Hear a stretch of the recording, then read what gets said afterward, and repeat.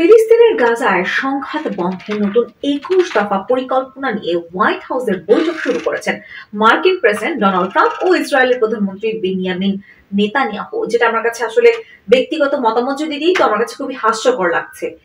মানে শান্তিপূর্ণ বৈঠকের পর বৈঠক হয়ে যাচ্ছে কিন্তু আসলে শান্তি আসছে না। তো এই সাক্ষাৎ দিয়ে বা এই আলোচনা দিয়ে আসলে কি আসবে এটা নিয়ে আমি বড্ড সন্দিহান। দর্শক, আপনারা কি মনে করছেন? এই ভিডিওটা পুরোটা দেখার আগেই কমেন্ট করে জানান। বাকি সংবাদে যাচ্ছি।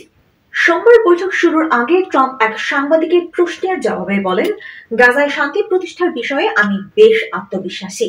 ট্রাম্প নেতানিয়াহুর আলোচিত ওই বৈঠকে সাংবাদিকদের প্রবেশের অনুমতি দেওয়া হয়নি। বৈঠক শেষে তারা মধ্যাহ্ন ভোজ করবেন। এরপর স্থানীয় সময় বেলা ১:১টার দিকে তারা যৌথ সংবাদ সম্মেলন করবেন বলে আশা করা হচ্ছে।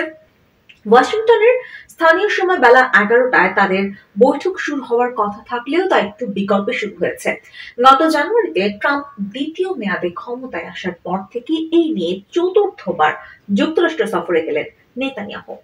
গত সপ্তাহে জাতিসংঘের সাধারণ পরিষদের ৮০তম অধিবেশনের ফাঁকে আরব ও মুসলিম নেতাদের সঙ্গে বৈঠক করেন ট্রাম্প। তাদের সঙ্গে তিনি নতুন ২১ দফা প্রস্তাব নিয়ে আলোচনা করেন। সংবাদ মাধ্যম দ্য টাইমস অব ইসরায়েলের গত শনিবার জানিয়েছে ২১ দফা প্রস্তাবের একটি অনুলিপি তাদের কাছে এসেছে।